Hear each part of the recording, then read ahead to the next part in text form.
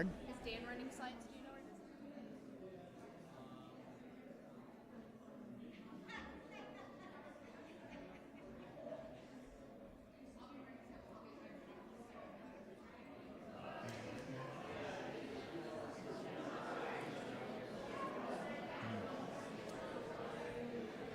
First Baptist family, take about 5 minutes and then we're going to get started.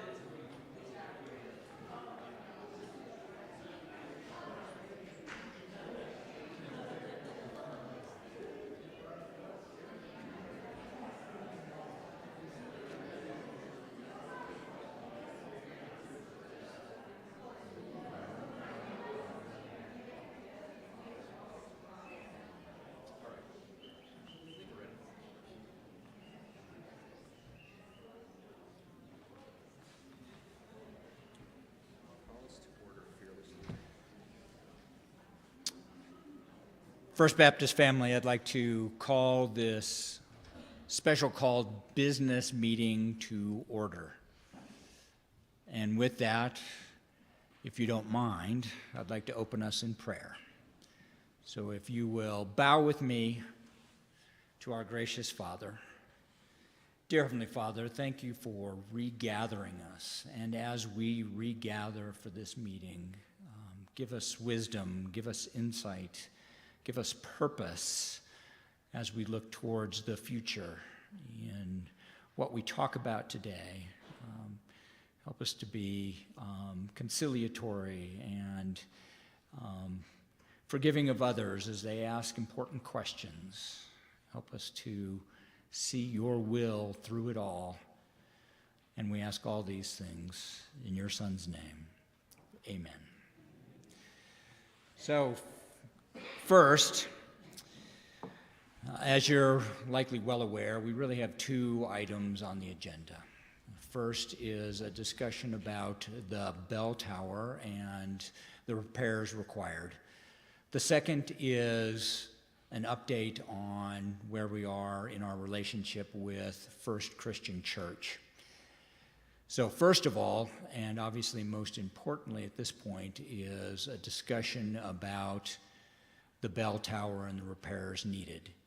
At the end of the discussion, and hopefully after we answer all your questions and concerns, we will have a vote on the repair of the bell tower. So to start off with, I would like to call James forward as the chair of our property team to talk a little bit about what the damage is, where we are now with the bell tower.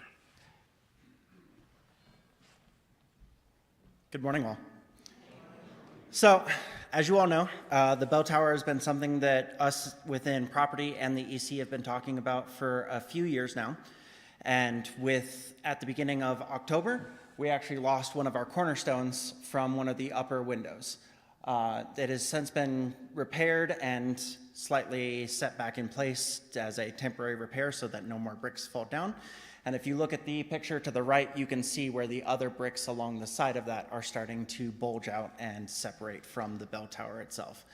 So within our bell tower, we have two layers of bricks, an inner one and an outer one, and this is the outer layer of bricks that is starting to expand out and run away.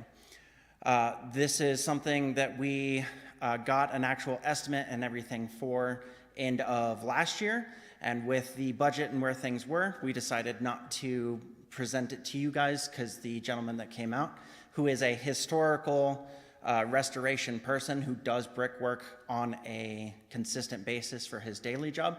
He's also the same gentleman that came out and reset our cornerstone, as well as fixed the keystone above the entrance as you go out the doors to the west.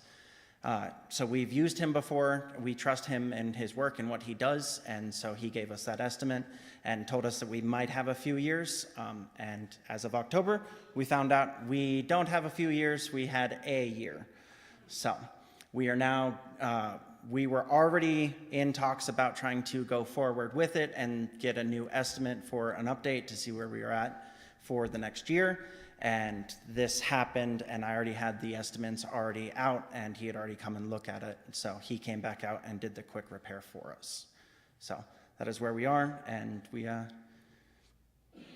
it happens. So trying to do our best to both be forward-thinking as well as not put our place in where we shouldn't be.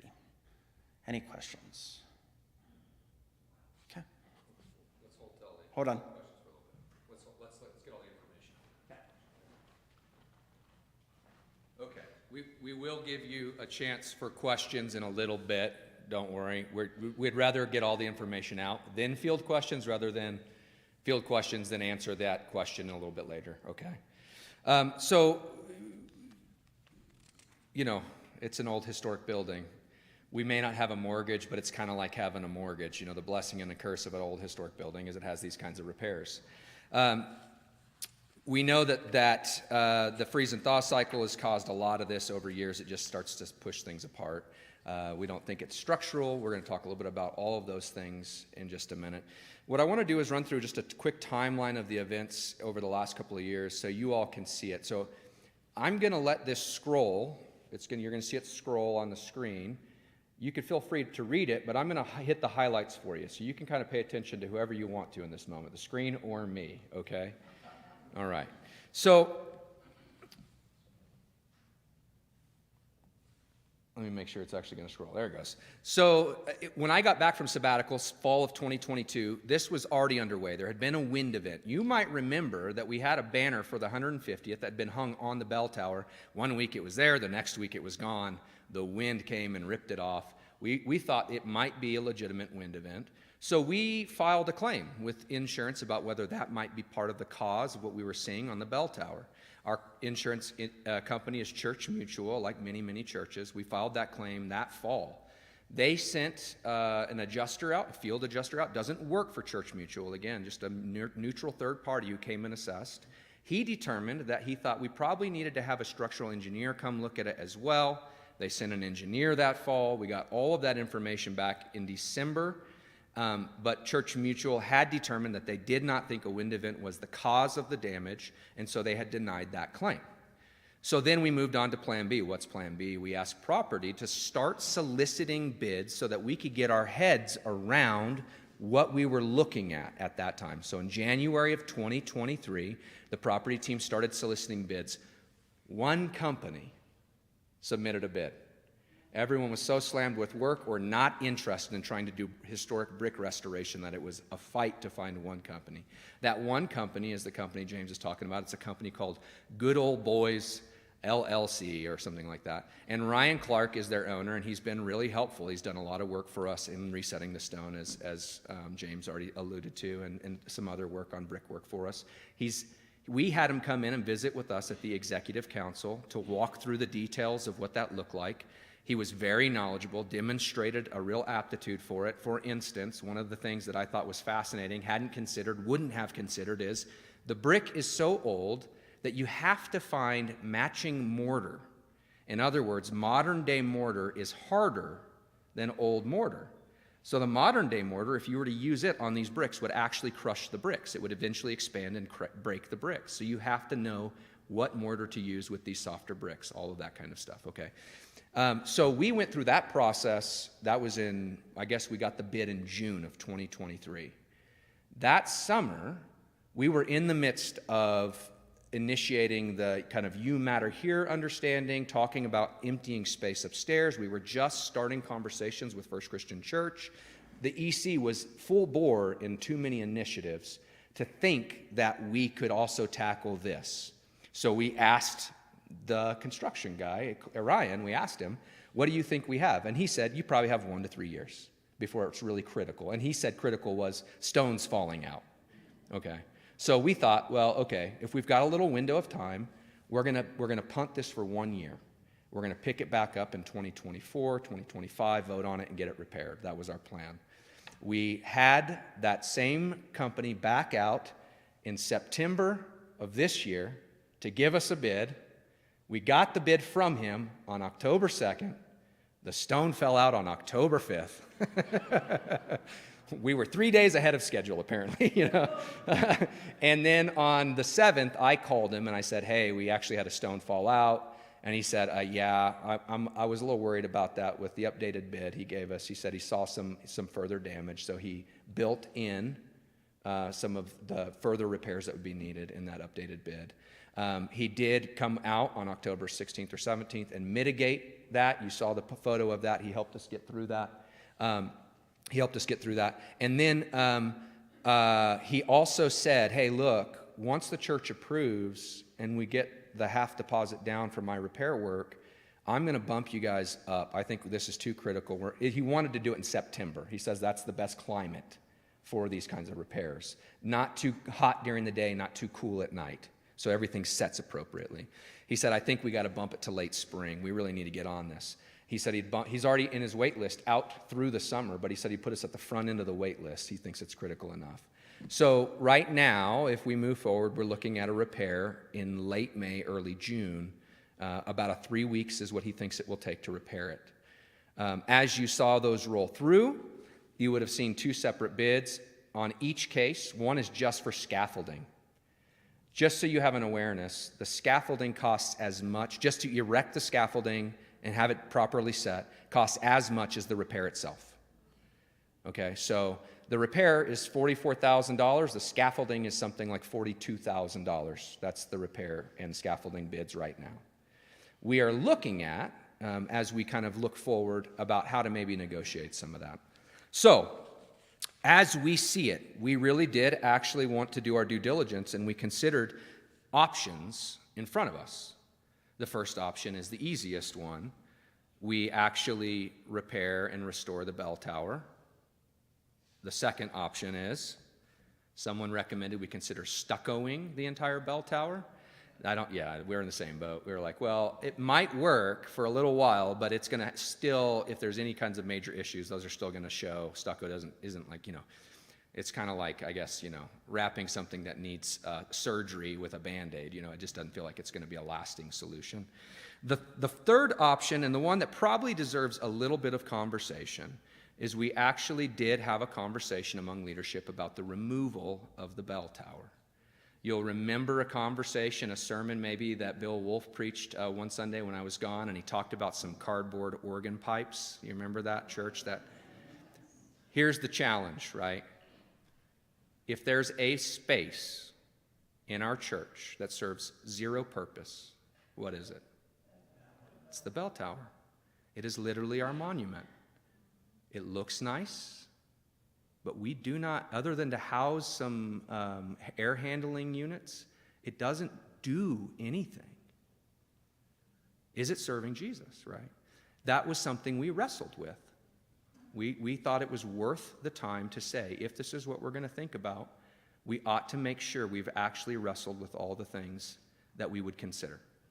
Those were the 3 options that we could come up with that we thought were viable at some level. And then we said, well, maybe there's somebody else has an idea that we don't.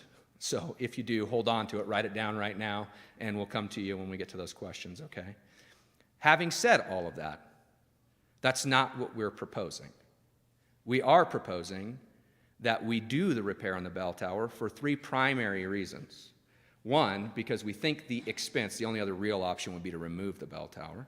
We think the real expense of removal would be as much, if not more. So would the emotional expense, right? We think that our bell tower, in fact, it was Larry Sportsman who brought, Larry, are you in here? He had to watch the Broncos. I know it. Had a few of those today. I'm voting yes, Pastor, but the Broncos are playing. Larry's the one who actually brought this to my attention last Sunday. He said, I think we have the oldest sanctuary now in the city. And that sent me kind of chasing, actually. I went the next morning and started looking at the other historic downtown churches.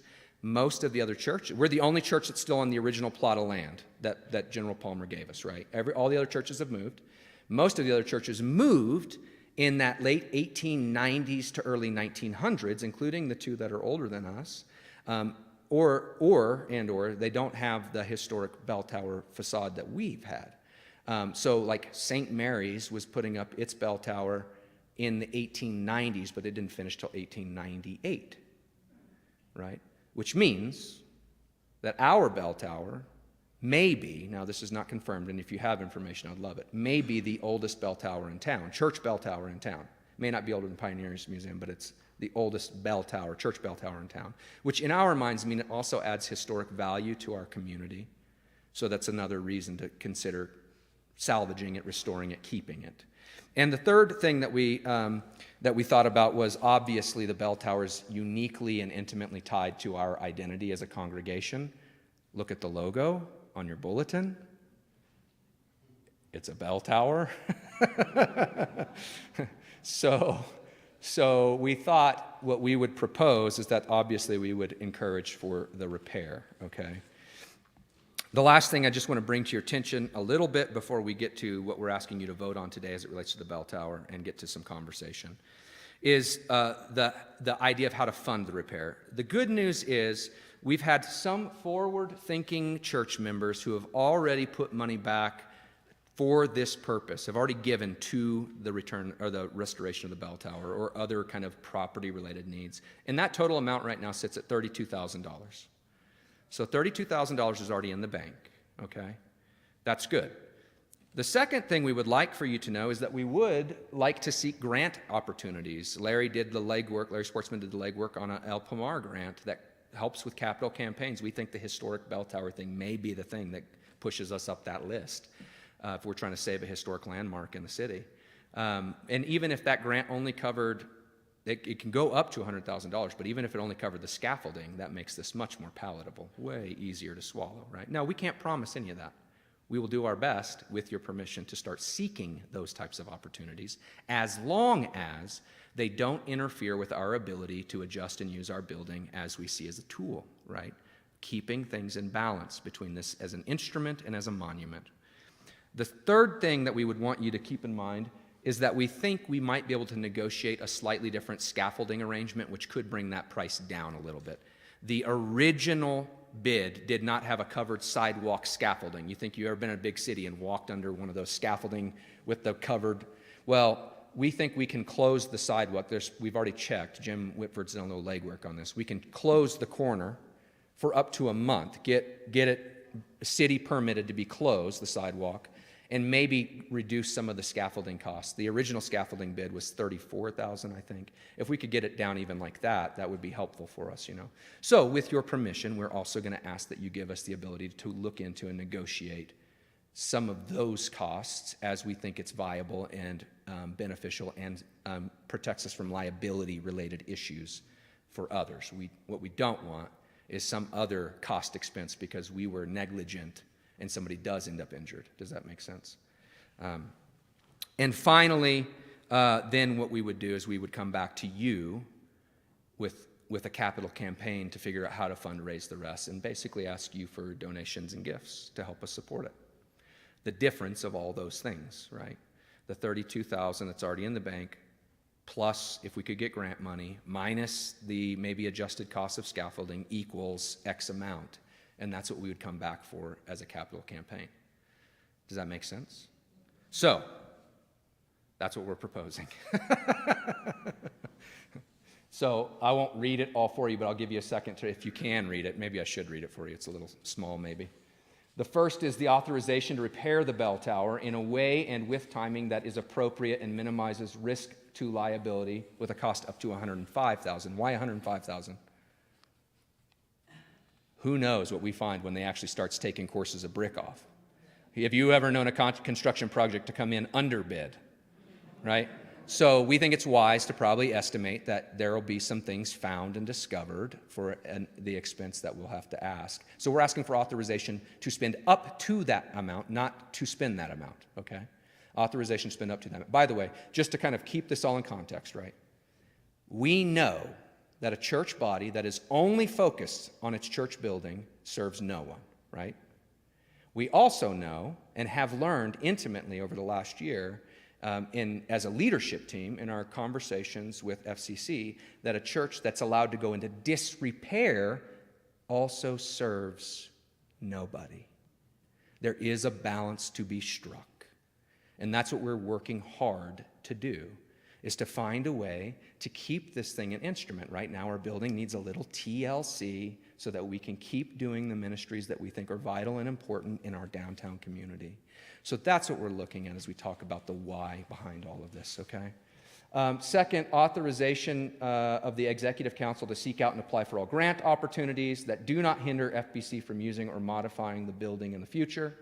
Third, authorization for EC and property to use appropriate judgment on cost reduction, risk mitigation, as it relates to the projects, as the project proceeds, such as a lift instead of scaffolding, if applicable, those kinds of things. And fourth, authorization for EC and finance team to create and lead a capital campaign to raise the funds needed for fixing the bell tower. Those are the four things we're asking you to vote on, but we're going to be asking you to vote on them in one lump sum, okay, all together. I'm going to turn it back over to our esteemed moderator to field questions. As we answer questions and ask questions today, please remember there's a chunk of us who are actively participating right now, and they're watching us on the live stream.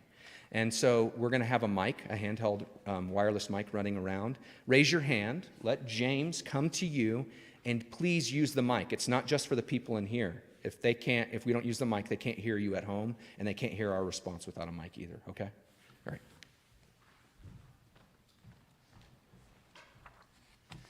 First Baptist, to start off with, I am going to formally propose and ask for your permission and vote for what you see up here. So just as a reminder, authorization to repair the bell tower at a cost of up to $105,000. Authorization to seek out and apply for grants or other opportunities that may help provide funding, particularly, though, that will not hinder us in modifying or using our building in the future. What we mean by that is some historical societies would be happy to give us money, but then we become a historical building with all the rules and regulations that go with being a historical building. Third, authorizing the EC and the property to use appropriate judgment. That gives us a little bit of leeway to reduce risk and cost if we can. And then fourth, allowing the EC and the finance team to create and lead a campaign to raise the funds not received by other means. So with that, I open the floor for questions. Does anybody have any questions regarding this? Harold, yeah.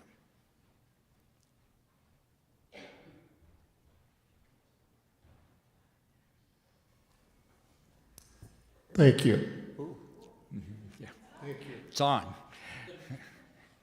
Do we have any monies in reserve that might be used in the event that we're not able to raise enough capital through the capital campaign, or at least use the money in reserve as a kind of a loan and then continue to run the capital campaign for a longer period perhaps in order to pay it back? I'll turn that over to Gary.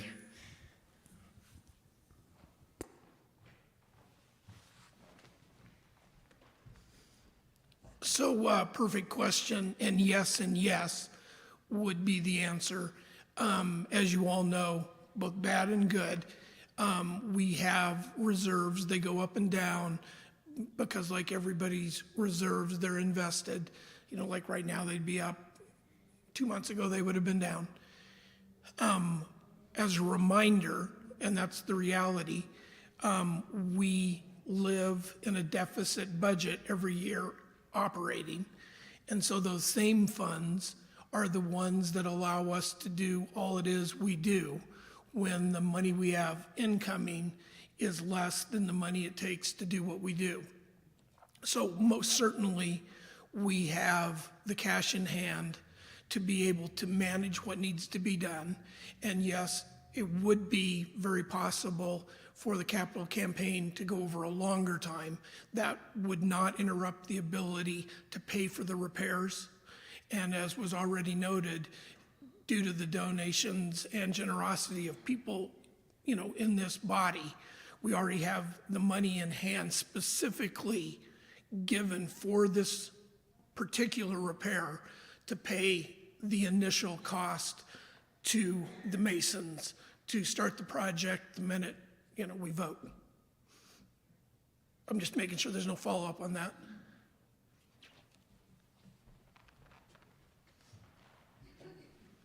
Thank you, Gary.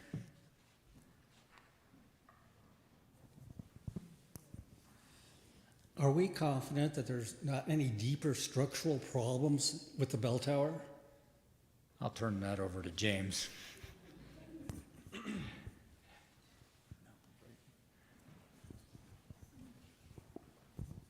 I don't feel that there's other problems with the bell tower. I think this would handle things. So as you heard before too, there are two parts to the bell tower. The inside is the structural part, which we think is intact, and this is really a facade. So we're fixing a facade on the bell tower.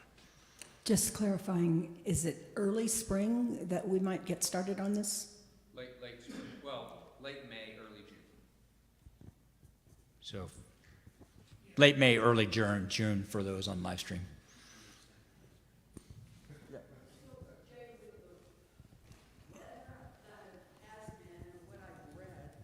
Are things going to get worse waiting that long? But we can't do it anyway with snow, Right. huh?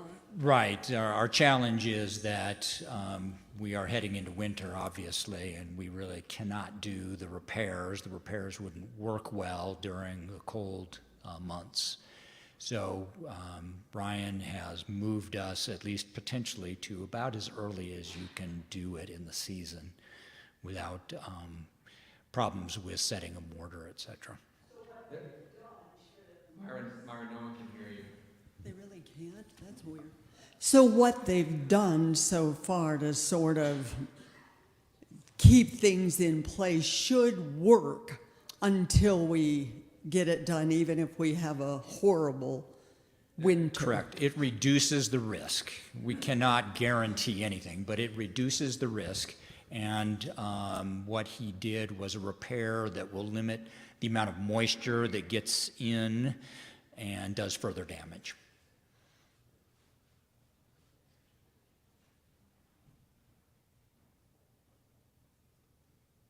Any other questions? Don't be shy. We want to make sure that you understand what we're getting into. When are we going to reach out to the city as far as being a historical marker or things like that? Are we going to get a break from them as far as what do they think? Likely not. The challenge with going again with historical significance with the city is they will oftentimes tie the building to historical codes that will limit us in what we can do in the future. So we'll have to keep everything the same. And that's usually the way it works with historical buildings, is they'll require us to keep it the same because it is a historical building on a historical registry. So we will probably shy away from that unless, again, we can get a guarantee that it will not interfere with the way we use or modify our building in the future. A good for instance, Will, is you're looking at a screen with a digital projector. In historical building status, we wouldn't be allowed to have that in the building. They want you to keep it to the age of 1890 when the building was built, right? So they limit us in how we actually use the building if we take that money from them. No, it'd be a historical registry, not the city itself, yeah.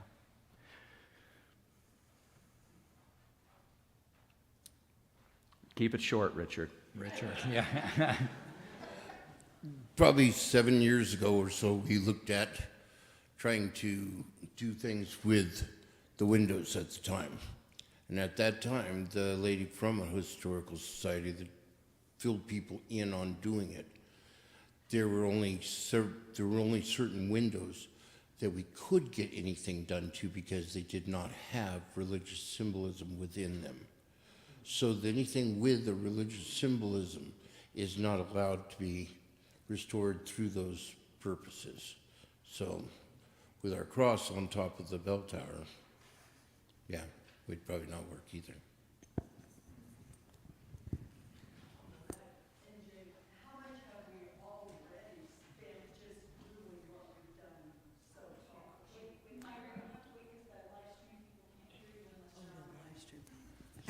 how much have we already spent just doing what we've had to do so far? And is that just been taken out of the regular budget? I'll turn that over. Gary, do you know? Well, we spent about $1,800 on a lift. Is that correct? 1,800, a little bit less maybe. And then the repair itself was 1,300. That all came out of the annual budget, property budget this year. We have already purchased some of the bricks we'll needed. That happened a year ago when we got the first bid. But for the actual bell tower purposes, a little under $3,000, $2,500, $3,000, something like that. Yeah.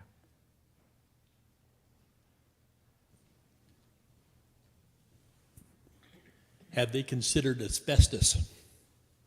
1890. I don't think it was around, buddy. Well, you don't know that until they test it. So. It won't. I don't think it'll matter as an exterior repair either. Yeah. As long as you've got the ventilation.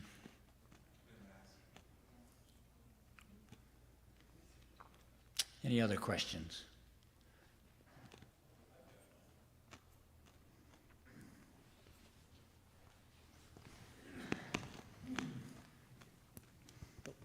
This is just something I'm curious about, but I noticed that the bricks are curved.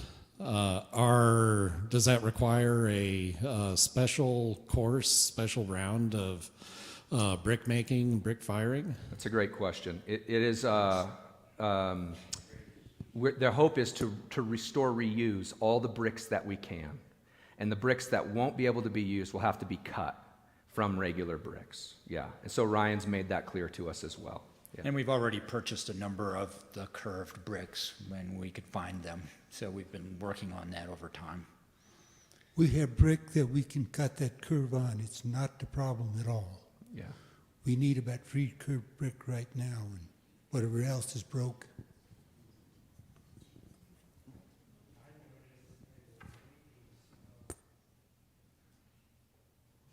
Is the company willing to come and inspect it between now and then, just to, as check back with us and make sure?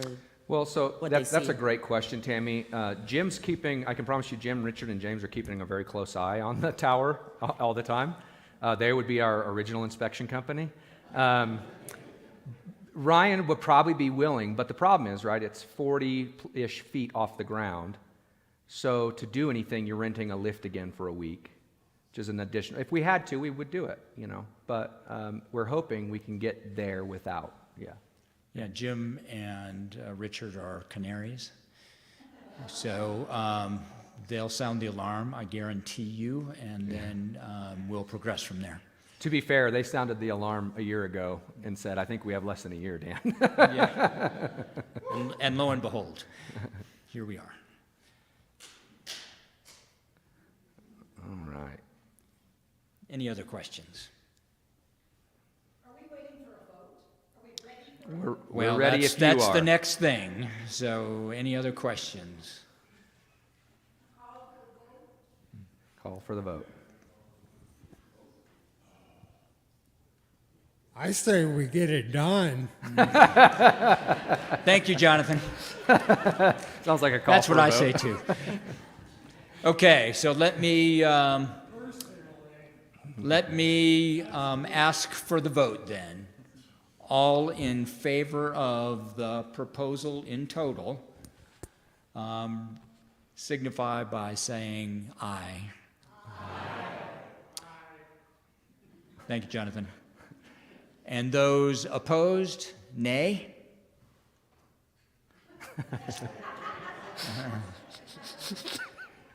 It appears to me that the motion carries. Thank you. All right, very, very briefly, and I'll close and dismiss, or let Jay dismiss us here in just a moment. An update on First Christian. Give me a second, Jonathan. An update on First Christian Church.